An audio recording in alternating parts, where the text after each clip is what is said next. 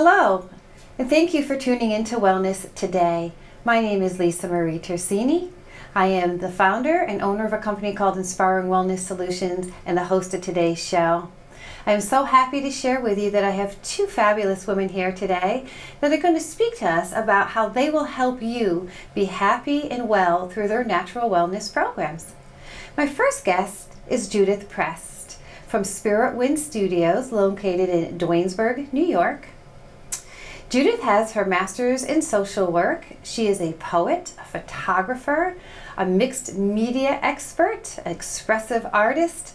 Welcome, Judith. Thank you. Thank you. Thank you for being here. Well, it's wonderful to be here. Now, you have certifications in expressive art. Yes. And what else? Well, I studied through New York Expressive Art Studio, which is based in Albany. It was formerly Glass Lake Studio. Some people may know it as that. Okay. And originally, I got a one-year creativity coaching certificate through the studio, and then I went on to get a 3-year expressive arts certificate. And so that's my ticket to be what I call an expressive arts practitioner and creativity coach. Wonderful, and I look forward to learning more about both Great. of those right now. You have, as I said to the audience, a variety of expertise and services that you offer, and one of them is called Soul Collage. Yes. What is that, Judith? Okay, well, I did not invent soul collage. The process was developed over a period of time by a very wise woman named Sina Frost, based in California. What it is a process where you create small collages, and you keep doing it, and at some point you have a deck, your very own intuitive deck. You know how people use tarot cards, medicine cards, Sure. goddess cards, all those kinds of things. Mm-hmm. Well, this is like that, except it's unique, because there's nobody in the world that's going to have a deck just like yours. The size of the cards, the size that I work with, and there's no regulation size, but the standard size is 5 by 8, and it's usually mat board or some heavy kind of material that you collage on.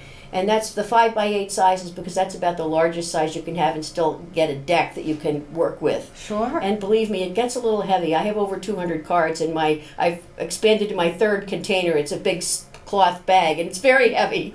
What is the purpose of the cards? Well, what happens is, in any art making is an intuitive process, and collage making is certainly an intuitive process, and it all hinges on the image, and it's about the power of image and how image can spark your intuitive side. Okay. And whenever I work with anyone and they're making any kind of a collage, whether it's soul collage or something else, I say, let the images choose you. Go with what you're attracted to. Go with what you're drawn to. Don't think about it. Don't get logical. Just turn that part of your mind off and go with what comes to you with the images. And it's amazing because if you go through a pile of images or you go through magazines and you rip out images and you accumulate what I call a stash of images and you make a card, it may not make any sense to you at the moment. But when you sit and look at that card, something will come to you. And part of the process is you make the card. Well, first you choose the images, then you make the card. Then there's a reflection process that can be formal or informal. There's a little sheet that I've developed with 4 questions that of course came from Sina Frost. But the central part of it is you sit with the card and you speak as if the card was speaking. I am the one who, and it's not you talking, it's whatever the central energy is in that card. Okay. You know, your card may have 100 images in it. You can do that with 5 by 8, believe it or not, or it may just have 2 images. But there's going to be a central energy that comes to you from that card. And I am the one who, I am the one who sits at the edge and watches, or I am the one who, whatever comes to you. There may be animals, there may be landscapes, it doesn't have to be people, it might be. It might be people who are very different from the person who made the card visually. Okay, so that brings But me to my next question. So as a trained facilitator Mhm. of soul collage, which you are, someone were to come in to see you, how are you guiding them through that process to develop that card? Well, I have done this individually, but I usually do it in a group, and I Okay. usually do what's called Introduction to Soul Collage, where I explain the process. Okay. And I used to do a very long and detailed explanation, and now what I do is I do a brief explanation of the whole process, and then I say, okay, forget everything I just told you, and I let people loose with a pile of images, and I say, just choose images that attract you, and make a card, and then we work with it from there. And once a card is made and drafted, how is that benefiting the person who made it? Well, I think you can use these for so many things. You can use it for reflection. You can come to the cards with a question. I mean, your deck can be one card or it can be 1,000 cards. There's no set number. There's no set. So there's an answer in the card? There may be. There may be an answer. Okay. Well, as a therapist, as a counselor, as a intuitive person, I believe that we generally do have our answers inside us. And the job of the facilitator or the therapist or the counselor is not to give the answers, but to provide ways for the person you're working with to help them find the answers that are within them. And this is a great way. Okay. Images open so many doors. And I believe images cut to the chase. They go to, I believe, a more primary part of the brain. And my first art was writing. I'm a poet first. Before I got into all this other stuff, I was a poet. I've always been a poet. But I think even with poetry, that removes you a little bit, one step from primary process, because you have to go in to your left brain, to the organizing, logical part of your brain, to retrieve the words and to put them together.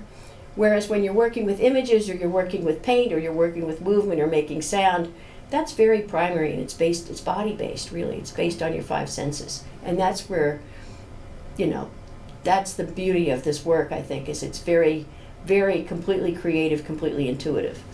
Now, you mentioned you are a poet as well, and you had a journey that brought you into this expressive arts world and this poetry world. Tell me a little bit about your journey, if you would. Well, my journey is that I was an oddball kid. I think many of us creative souls were oddball kids. And I did write poetry. I think I started writing poetry when I was in 5th grade. That poetry rhymed. I first wrote what I thought was real poetry when I was about 12. And I continued as a poet through high school, through college, and then it kind of came to a halt because real life hit like a freight train, and I kind of got distracted with, making my way through the world, making money, marriage, family, career, graduate school, et cetera, et cetera, et cetera. Now, I started my journey in Delaware. I went to college in Washington State and ended up here in New York State. And at one point, I was bemoaning the fact that nobody in New York even knew I was a writer because it had been so long ago. There was a pivotal moment when my back went out, and I realized it was sometime in the early or mid-90s, and I realized at that moment that whatever it was I was trying to carry, I was doing it the wrong way, metaphorically as well as however physically it happened. And it was during that time that I was moaning to a friend of mine about nobody in New York even knows I'm a writer. She referred me to an International Women's Writing Guild, which I joined and began to go to the conferences, and I went for, like 14 years. And through that association with other women writers, and through that I became associated with a local women's writing group. And basically, I started writing poetry again. Beautiful. And, within a year or two, I had a book. Wonderful. A collection of poetry that I self-published, and it was a very healing process.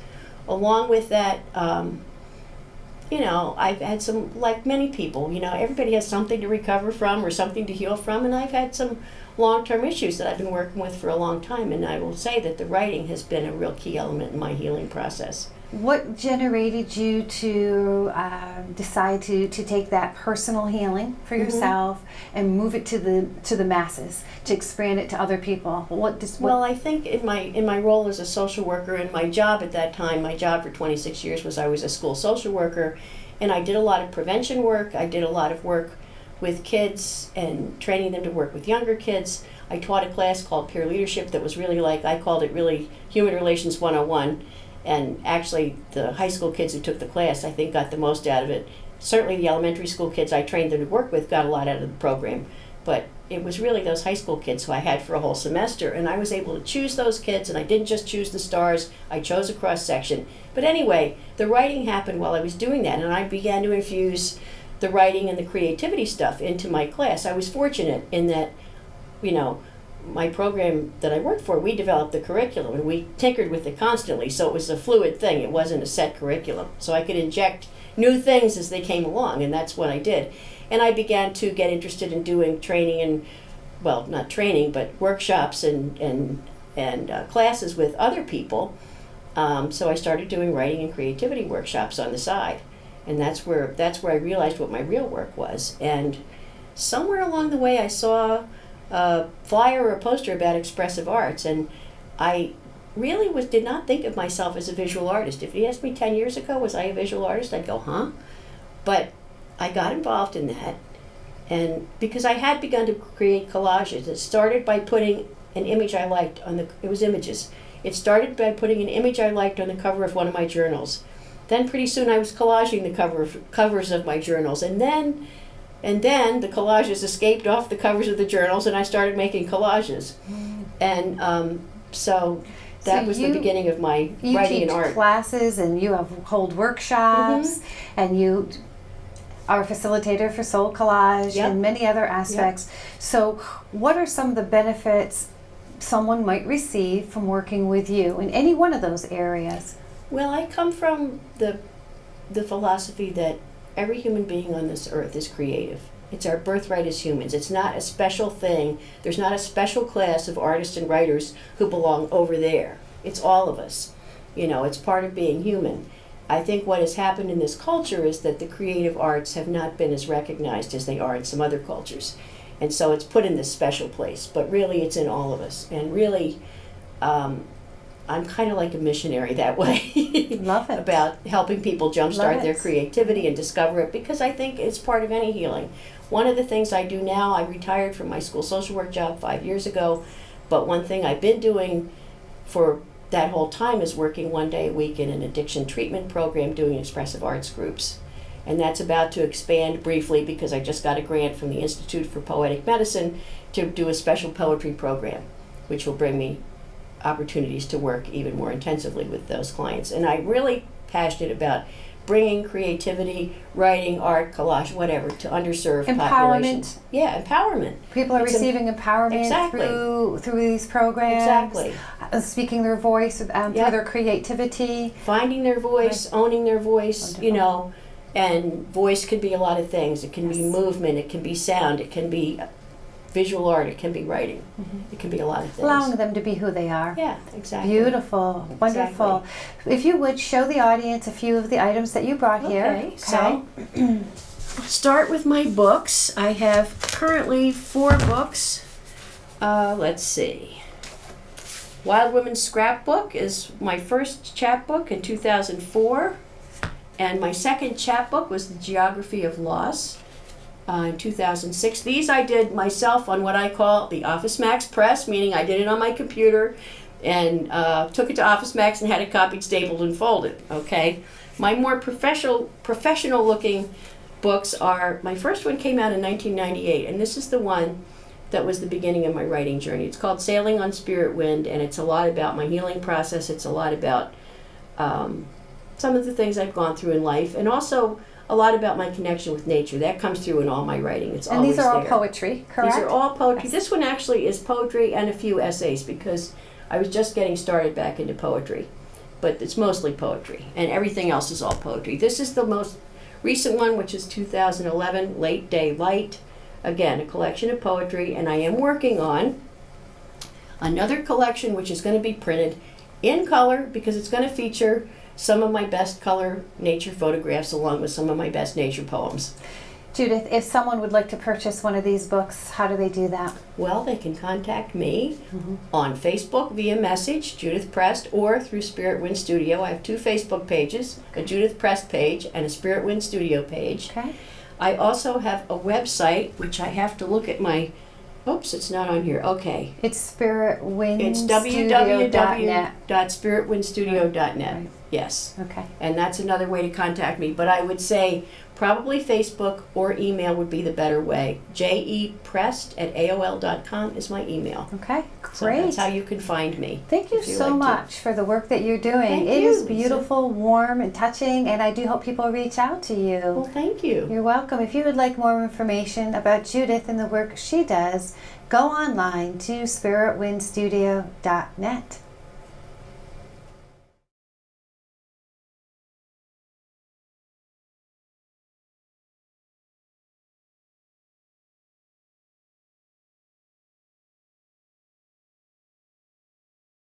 And my second guest today is Mary Claire O'Connor from Yoga Bliss on the Boulevard, located right here in downtown Schenectady. Mary Claire has been a lifelong resident of Schenectady County, with the exception of a short period of time when she went out to California to study integral studies. She also has studied English and philosophy right here at Schenectady Community College and SUNY Albany. In addition to that, Mary is a yoga practitioner. She studied at Kripalu. Welcome, Mary Claire. Thank you. How are you? Peachy keen. Peachy keen. I love it. Uh-oh, we're dating ourselves, and we know that term, right? Yeah. Yoga Bliss on the Boulevard offers a lot of services. I'm very impressed about what you are doing. I'd like to speak with you about a few specific ones that I think the audience might not have heard of. And one of them is Kirtan, which is an ancient drumming type of thing. Tell me what Kirtan is. It's call and response, chanting and singing, drumming, different kinds of drums, Okay. different percussive instruments. And the idea is typically it's in Sanskrit and it's considered a vibrational Okay. language. So, and it's joyous. It's a bhakti tradition, so it's a tradition of love, Mm-hmm. tradition of devotion. And you know how you in a yoga class you do the you om at the beginning and the Yes. end often. Mm-hmm. And I had laryngitis recently, and I didn't understand until that time exactly. I love the kirtan, love participating in them. You have to feel the groove. You just feel good when you're there. And someone talked about how in call and response, it's important to have that call and response because it's like the interchange that happens in that space between Mhm. the people in the room. And so I had laryngitis recently, and when I went to Om at the end of a yoga class, of course nothing came out. And I simply sat there, and because I wasn't Oming, I could hear everyone else so much more. So we share the sound when we sing together, and it's beautiful. But then there's also something in the interplay that just sort of raises the vibration a little. So when people come to a kirtan, some people sit in chairs, some sit on the floor, some have to get up and dance, and it's just a very joyous, loving, kind atmosphere. Does it help clear your mind? It does. Yes. It does. People kind of float out afterward, Good. and I feel like it enhances the space. We're trying to hold a sacred space at Yoga Bliss where people feel safe, they feel comfortable, they feel at ease the minute they walk in the door. And I think every time a new artist, a new student, a new teacher comes in, and it just sort of raises the vibration a little bit. Now, you teach chakra dancing. What is that? I love it. That was kind of my very first introduction to yoga, was someone who taught yoga meets dance. And when I was out in California. Uh-huh. In San Francisco, it's like there's a yoga studio on every corner, and life is just somehow a little bit lighter out there. And the chakra dance, I also went to something called trance dance. Someone called Heather Monroe Pierce out there. And at the time when I started, she was doing a once a month chakra dance, a trance dance journey. And so what you do is you go through the chakras. So through the chakras, through the elements, starting with earth, being grounded, working through fire, and then water, and then air and spirit. And so the music evokes the movement. Mm-hmm. And so it's dancing from the inside out. Beautiful. Fun, and I've had the most, I think, enjoyment with women primarily, but women of the 40, 50 and older age group. It's like you can dance and not worry about what you look like, Mm-hmm. and dance because it feels good. So I really enjoy doing those. Right. I do believe women at a certain age will start to let go in a beautiful way of letting go, right? And Yes. not worrying what the world thinks of them anymore. You've come to this place and you can finally let it go, and it's a beautiful thing. You offer Qigong classes, as many other classes. Tell us a little bit about Qigong and what that actually is. Well, it's moving energy. So the idea that we all take part in the universal energy, and Deb Guilfoyle, who teaches the classes, she's a lovely instructor, lovely being, and so it's finding that energy and externalizing it a little bit. So we feel it in our bodies, as you would know with Reiki. We feel the energy pass through us, and through the practice of qigong, you're actually moving it around, feeling it outside, and then bringing it into the body. Mhm. So it's a different practice, very Right. grounding. It's a good thing. Some people who do like athletic training or a more rigorous form of yoga, Mm-hmm. it's nice to balance with that Mhm. practice because it offers, well, it's balance, it's healing, it's quiet, it's a more quiet. It is a modality used very frequently in the Asian cultures to start their day. You'll see them doing this practice to put them in the right place before their day. And I'm so glad that we are doing more of it here in Yes. our culture, which is so crazy and hectic all of the time. So you coined a term called blissipline. Mm-hmm. It does the body good. Yes. And I love it, and I'm going to take a crack. Are you saying, this is where bliss and discipline come together? Is that it? It's kind of hard to imagine that we need to choose to be happy and we need to practice happiness. But I think of, how this country was founded, the principles, the guiding principles, life, liberty, and the pursuit of happiness. And so we so often look to the external for happiness. And so I enjoy the idea that we have a place where people practice happiness, going within in order to practice that happiness. And happiness can only come from within. Right. Actually, isn't that the truth? Right. So if people are listening to this and you're still trying to gain your happiness from external surfaces, that will happen temporarily, but not for a long period of time. Only true happiness, extended sustainable happiness comes from within. So Schenectady, of all the places in the area, you chose downtown Schenectady, Erie Boulevard. Why? Well, it wasn't my first choice. Okay. And the owner of the building, John Samoltowski, who I've known for a number of years, he's worked in the city on various projects for probably 15 years here in Schenectady, had said to me a couple times, "You should come see my building," I was like, "Yeah, I don't think so." I had my heart set somewhere else. And the place where I wanted to be was a much larger space and a much bigger project. And when I finally released it, of course, the universe led me back to John, and he said, "You haven't looked at my building." And so I went and looked at it, and in that period of time, the construction happened on Erie Boulevard, and it's a wonderful, amazing place to be. Of course, one of the criteria, I live in the Stockade, and I wanted to be able to walk to work. Wow. That was part of the Good criteria. For you. Yeah, so I walked back and forth between the Stockade and the studio a lot, and enjoy the fact that there is an oasis to step onto midway through. And it really is beautiful. It feels like it's going to be, people, I give all the credit to the people who survived the construction because that was a big deal. Mm-hmm. But it feels like a new community in Schenectady. It feels up and coming. Good. I feel like I'm in a city. I loved being in San Francisco, and I love the different neighborhoods and being in the Bay, and Mm-hmm. I kind of feel city-ish there on Erie Boulevard. Wonderful. It feels good. I know. I feel the same way. I have my practice in Saratoga Springs and one in Troy, and I love that environment. The city energy has a great, the city has a great energy to it, Yes. I should say. So, what are some of the benefits people may receive if they come into your studio and receive any one of these treatments? Well, there's a variety of things that happen. We have a variety of teachers and modalities, as you've mentioned, and we're even introducing wonderful young gal was working with me with middle school girls, and she's going to be teaching hip hop and lyrical, and then we have belly dance. So the benefits specifically there, well, in any yoga community or any community like that, is that we are a community. And we have a wonderful reception area, and there seems to be instant community. It feels good there.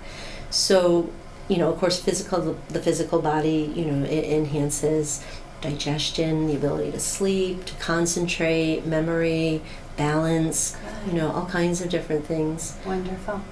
We have an adaptive class, and there are some students in the class, there are a few students in the class in their 80s, or very close to their 80s, some of whom only started a year ago.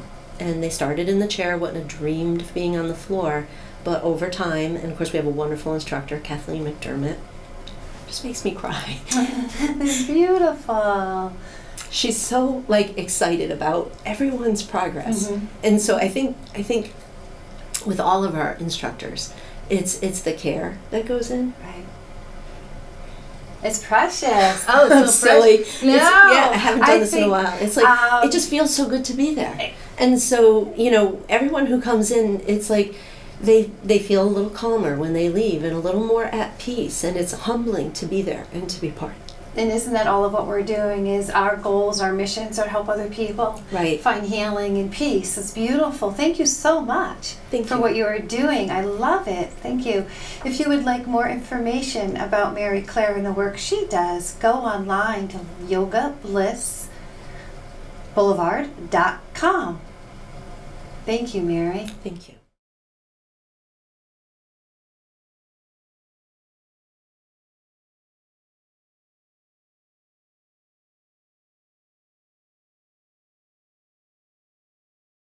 Today, I'd like to speak to you about adrenal fatigue. Adrenal glands are the little endocrine glands that sit on top of your kidneys, and they are so very important to a healthy immune system and to a healthy thyroid function. Unfortunately, oftentimes our adrenal glands become tired or fatigued. We're not aware of that fact. And so we suffer from symptoms that may be related to this adrenal fatigue. And a few of the symptoms could be dark circles under the eyes, muscle twitching, feeling very tired but wired at the same time, low blood pressure, things such as dizziness, sensitivity to light, a low libido, low intolerance of alcohol, and there are many other symptoms. If you have any one of these symptoms or other symptoms that are just overly making you feel tired or unhealthy, you may be suffering from adrenal fatigue. There are certain ways that you can help your adrenal glands to become healthy very easily. You want to make sure that you're drinking fresh filtered water or mineral water, consuming a good abundance of that on a day-to-day basis. You also want to make sure you are receiving a good night's sleep. That goes a long way in healing your adrenal glands. Eliminating or greatly reducing caffeine and alcohol are very necessary to do this as well. And when you're drinking your filtered water or mineral water, you might want to add citrus to it, specifically lemon, limes, grapefruit, or oranges will help detoxify your body.